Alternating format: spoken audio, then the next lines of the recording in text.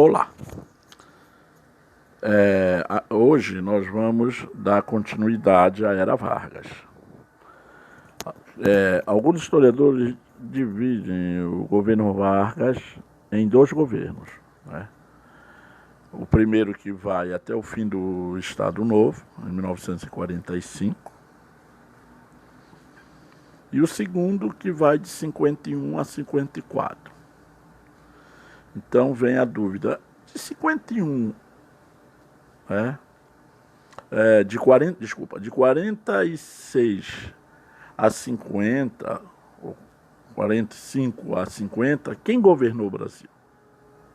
Porque o Vargas só vai surgir no cenário da política em termos de presidência de 51 e 54. Então, nesse período, quem governou o Brasil? Governou o general Dutra. Tá? Ele vai governar de 46 a 50. Tá? Ele governa esse período. O general Dutra, né, vai ser eleito. O governo dele vai cair justamente no início da Guerra Fria. No início da Guerra Fria. E ele marca essa interrupção do Vargas no poder. Ele vai fazer um governo atrelado ao imperialismo americano, tá? Diferente da política de afastamento do imperialismo americano praticada por Vargas no seu primeiro governo. E ele vai elaborar um plano econômico chamado SALT. SALT. Esse programa é um programa que vai ter grande financiamento dos Estados Unidos. As forças de esquerda, os setores ideológicos de esquerda, como o PCB, a Aliança Nacional Libertadora, elas vão ser perseguidas durante o período de Dutra. Então, o governo do general Dutra, que vai aí nesse período, ele é um governo atrelado aos interesses norte-americanos. Então ele governa sem nenhum problema em termos de pressão externa.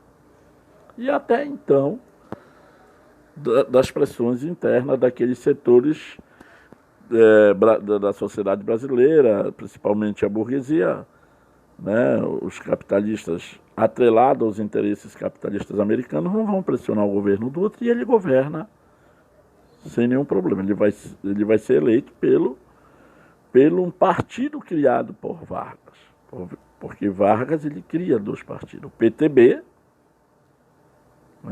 Partido dos Trabalhadores Brasileiros, que vai estar voltada para as massas, para a classe trabalhadora, o próprio nome já diz, Partido Trabalhador Brasileiro, e o PSD, que representa os setores burgueses, pode-se dizer, da elite da sociedade brasileira. Então, Vargas ele trabalha, tanto com os setores populares, daí a importância do varguismo, que ele sabe trabalhar esses setores opostos dentro da visão política dele.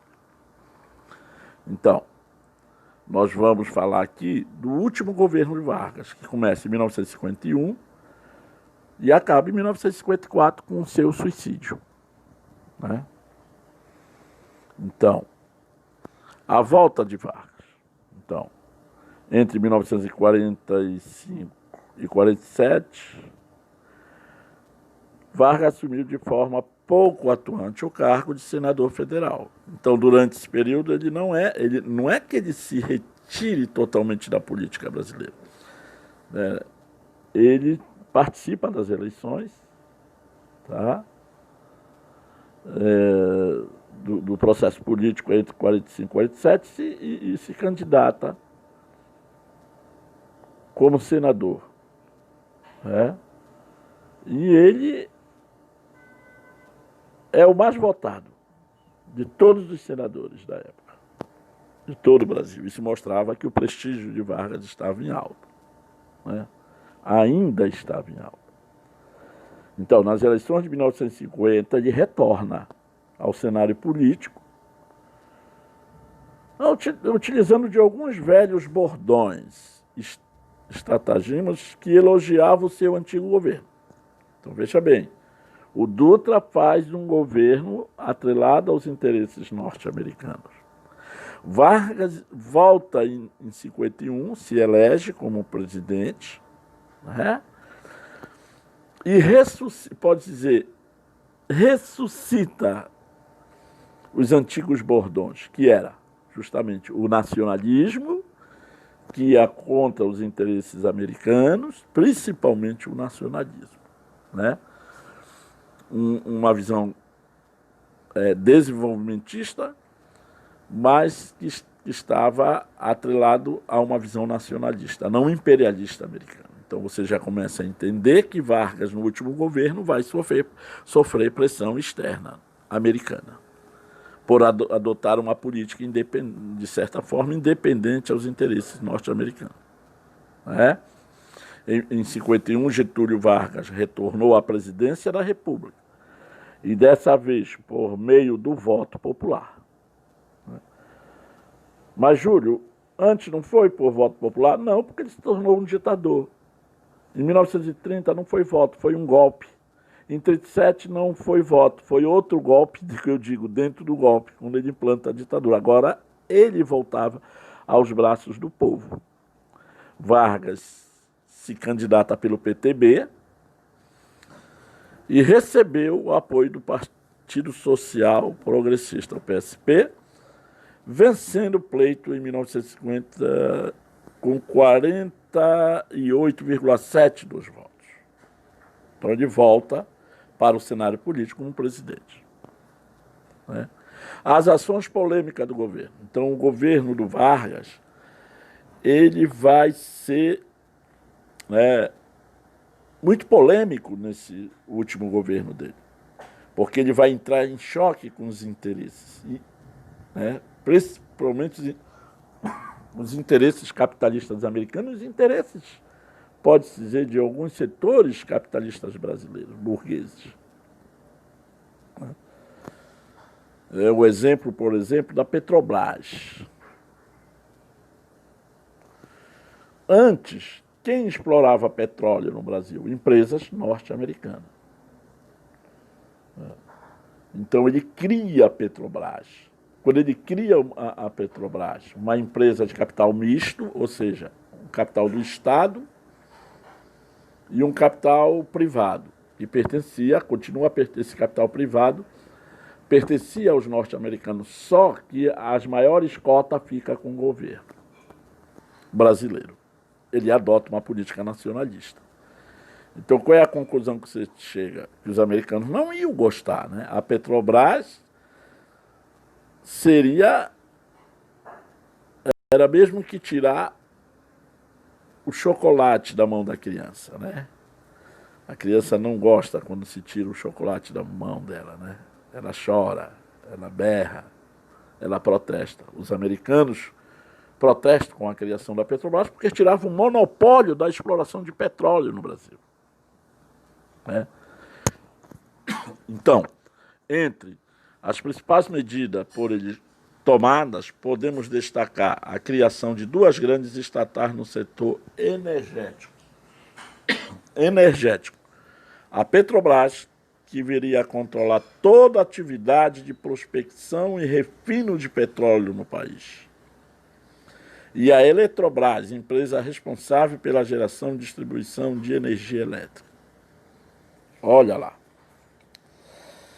Quem era que fornecia energia no Brasil? Até a criação da Eletrobras. Eram empresas de fora, né? Principalmente inglesas e americanas. Tá? O Vargas retira esse monopólio, tanto na questão petrolífera quanto na questão de energia. Tá? E o que levou isso? Uma campanha, tem foto da época, chamada O Petróleo é Nosso. E a Petrobras também. Olha aí. Vamos ler. Defesa do monopólio estatal do petróleo e contra os contratos.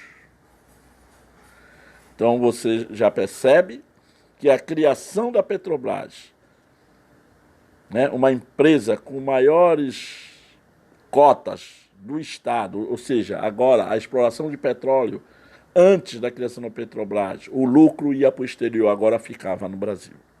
Aquilo que nós chamamos de remessas de lucro para o exterior. Em 1953, o presidente Getúlio Vargas criou a Petrobras e instituiu o monopólio estatal no setor com a campanha. Olha, é importantíssimo isso. O petróleo é nosso. O petróleo é nosso. Não esqueça essa frase, não esqueça. O petróleo é nosso. Campanha que Vargas faz para fortalecer a exploração de petróleo no Brasil com a criação da Petrobras. Vargas demonstrou posição contrária em relação aos Estados Unidos, denunciando que empresas norte-americanas com filiais no Brasil estavam roubando a riqueza do país, ao remeter para as suas matrizes boa parte dos lucros que conseguiram aqui. Então veja que Vargas está criando um grande inimigo que é os interesses americanos. E que o resultado disso vai ser pressão externa, pressão interna, e que ele não vai entregar o cargo, como fez em 1945, praticamente ele entregou o cargo, né? Praticamente ele entregou o cargo, e ele vai se suicidar. Enfrentando um conturbado momento político, Vargas nomeia João Goulart como ministro do Trabalho. Em um período de intensa atividade grevista, João Goulart defendeu um reajuste salarial de 100%. Veja bem, vão começar a acusar o Vargas que ele estava se aproximando do comunismo, né? Imagine, 100% do aumento salarial. Ah, é comunista. E o Goulart, ele tinha uma tendência populista. Ele é herdeiro do Vargas, né?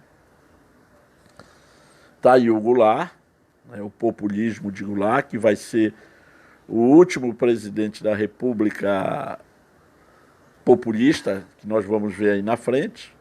Essa República populista, ela vai começar com a morte de Vargas, né, em 1954, né?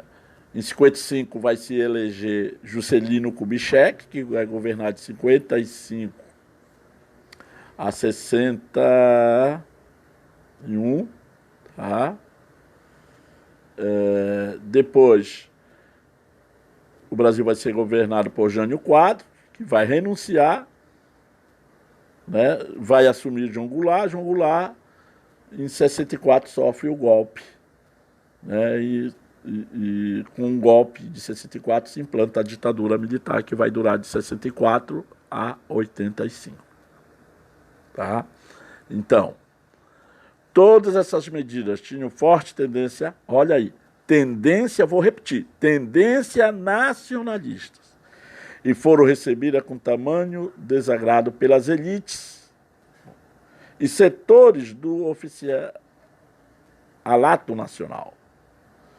Vão começar a acusar o Vargas de comunista. Entre os principais críticos do governo estava o jornalista Carlos Lacerda, que era membro da UDN, União Democrática Nacional, que era um partido de direita conservadora, que por meio dos órgãos de imprensa acusava o governo de promover... Olha aí, ele começa a ser acusado de esquerda, de esquerdização. Na verdade, não era isso, ele era nacionalista. Ser nacionalista não quer dizer ser esquerda, não há regra para isso, né? Ele começa a ser acusado de esquerda, de corrupção política, né? Então esse Carlos Lacerda, ele era um radialista, que todo dia ia na rádio e acusava o Vargas de ser esquerdista, tinha dado o aumento de 100% para a classe trabalhadora, né, que tinha se afastado dos Estados Unidos. Nós devemos entender que nós estamos no período da Guerra Fria, aquela guerra ideológica entre os Estados Unidos e a União Soviética.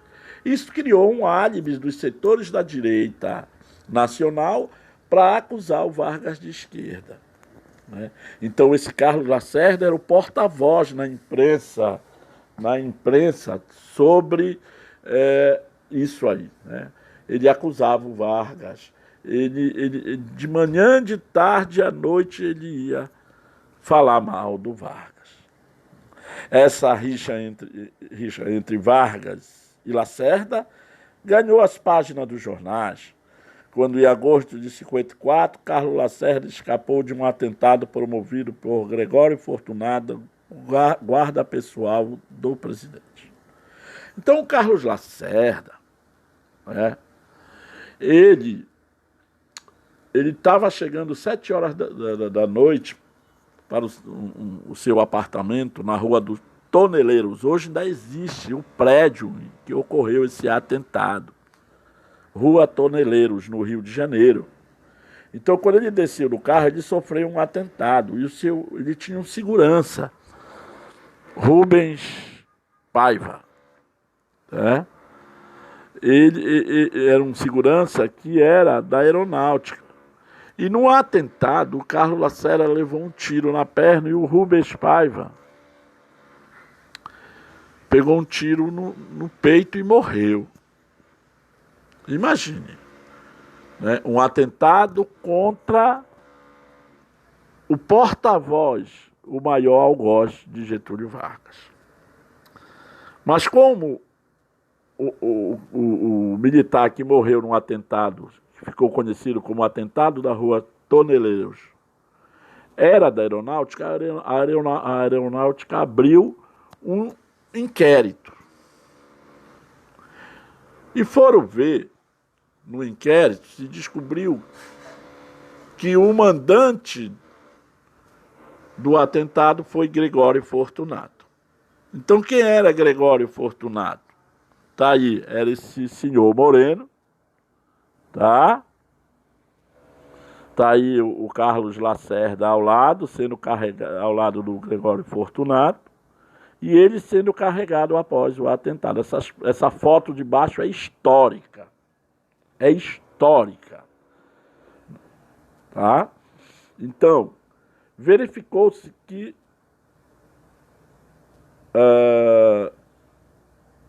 quem encomendou foi o Gregório Fortunato. O Gregório Fortunato era uma espécie de sombra do Getúlio Vargas.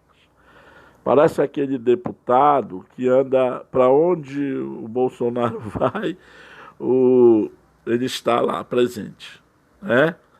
Diz algumas má línguas da época que fazia até a barba do Getúlio Vargas, né? Então era difícil falar em Vargas sem atrelar a imagem do Gregório Fortunato. Era uma sombra para onde ele estava. Era um guarda pessoal, na verdade. Então, quando se descobriu, ora, se foi ele o mandante, então quem mandou matar o repórter foi quem? Foi Getúlio Vargas. Qual é o resultado disso? A campanha difamatória, alguns autores chamam de campanha difamatória, na imprensa ela triplica. De manhã, de tarde à noite. Que ele era esquerda, que o governo era corrupto, etc. E Getúlio Vargas, em 1954, não pressionando, né? não suportando mais esta pressão, fez uma reunião com seus principais ministros. Alguns ministros ainda pediram para ele renunciar e ele deu uma resposta. Se meus inimigos querem que eu renuncie, eles vão ter que passar por cima de meu cadáver. Tá? Depois da reunião, ele se retirou para os seus aposentos e deu um tiro no coração. A empregada que estava prestando serviço doméstico viu, adentrou no quarto. Getúlio Vargas estava em cima da cama, morto, lógico, né, com um tiro no coração.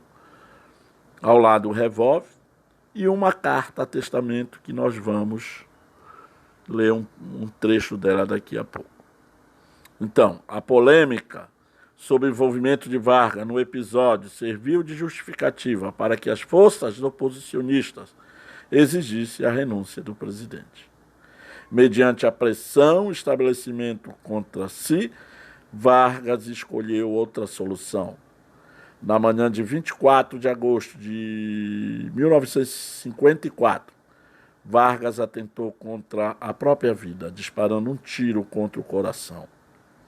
Na carta a testamento por ele escrita, Getúlio denunciou sua derrota perante os grupos nacionais e internacionais, que desprezavam a sua luta pelo povo e principalmente dos humildes. Isso são palavras deles, né? Portanto, que está entre aspas, né? Aí foi a comoção nacional, né? Nos jornais, o presidente cumpriu a palavra, só morto sairei do catete. Fotos na época, uma multidão foram para a rua de trabalhadores, de pessoas chorando, né? Tipo assim, morreu o pai dos pobres, né? Então tem uma frase aí, abre aspas, a sanha dos meus inimigos, eu deixo o legado de minha morte. Levo o pesar de não ter podido fazer pelos humildes tudo aquilo que eu desejava. Fecha aspas. É considerado um dos maiores concentrações até hoje populares em toda a história brasileira. O enterro de Vargas, o anúncio, a morte de Vargas. Tá? Os grandes enterros que ocorreram, né, foram de Tancredo Neves, 1985, de Ayrton Senna, tá? E de Getúlio Vargas. Até hoje, na história do Brasil, foram os grandes mortes que causaram comoção nacional. Se vocês quiserem ver, é só no YouTube, Enterro Vargas, imagem, tá? Que vocês vão ver as imagens da época, tá? Seria bom ver, para vocês verem o quanto Vargas tinha uma grande, ele era o maior considerado, né, até hoje um dos maiores, o maior populista da historiografia nacional. Então, ele deixa assim: era escravo do meu povo. Essa é a carta a testamento encontrada na cama, né, ao lado do corpo. Era escravo do povo, e hoje me liberto para a vida eterna. Mas esse povo de quem fui escravo, não mais será escravo de ninguém. Meu sacrifício ficará para sempre em sua alma, e meu sangue terá o preço do seu resgate. Lutei contra a expoliação do Brasil. Lutei contra a expoliação do povo. Tenho lutado de peito aberto. O ódio, a infâmia, a calúnia não abateram o meu ânimo. Eu vos dei a minha vida, agora ofereço a minha morte. Nada receio.